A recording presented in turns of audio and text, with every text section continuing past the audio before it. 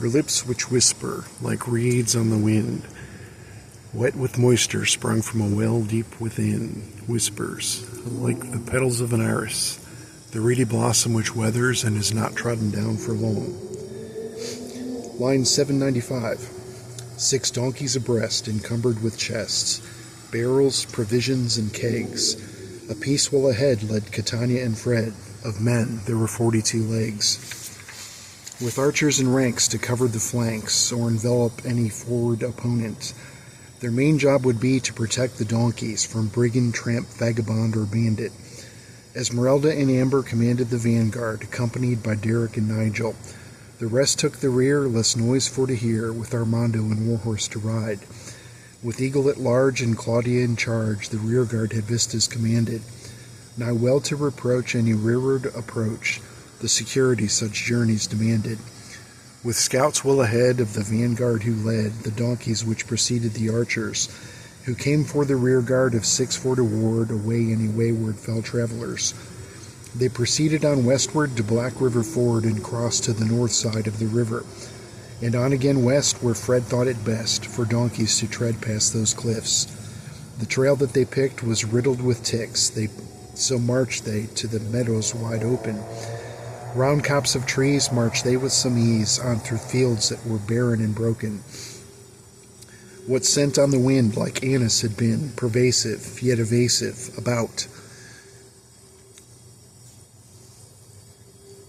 Like garlic and chive, perhaps by design, the herb scent that peppered their route. The giant in mind they caught from behind, his trappings appeared culinary, his waistline adorned with spoons made of horn and bone, the bowls he did carry. With a bellowing snarl for the ogre tribe Jarl he served desired curry for flavor. What pleasant surprise to return with the prize, with meat for to curry his favor.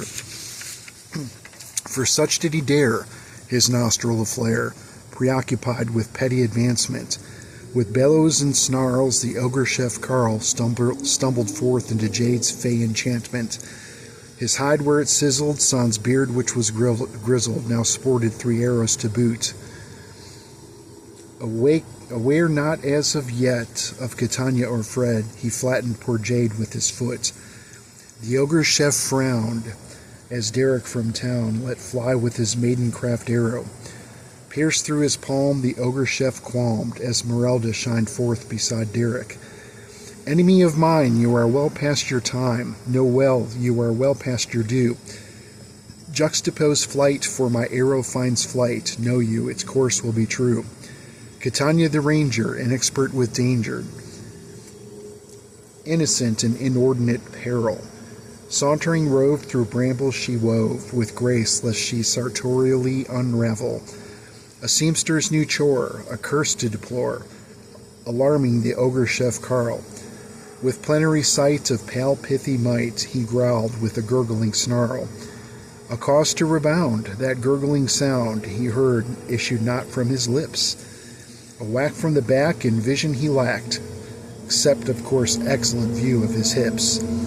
A hack from below and toes he did know, his own, and lacking in hygiene.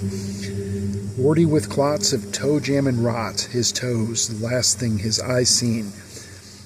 No pockets found, his purse they unbound, spread wide enough to cover a table. A trifle of coin, odd stones to purloin, and peltry akin somewhat to sable. The sky full of clouds, and with no proper shroud, they covered Jade then with their own bedroll. A cairn made of stone o'er Jade's pale frail bones, and off again into the meadow. Through brambles and briars and scrub that grew drier, the skidders replacing the skeeters. A dudgeon to dwindle as footfalls grew nimble, like game ill to implicate beaters. What footfalls grew meek as the sun passed its peak, would weary but ever so tardy. Witless in haste and wordless distaste, torpidly engaged in toponomy.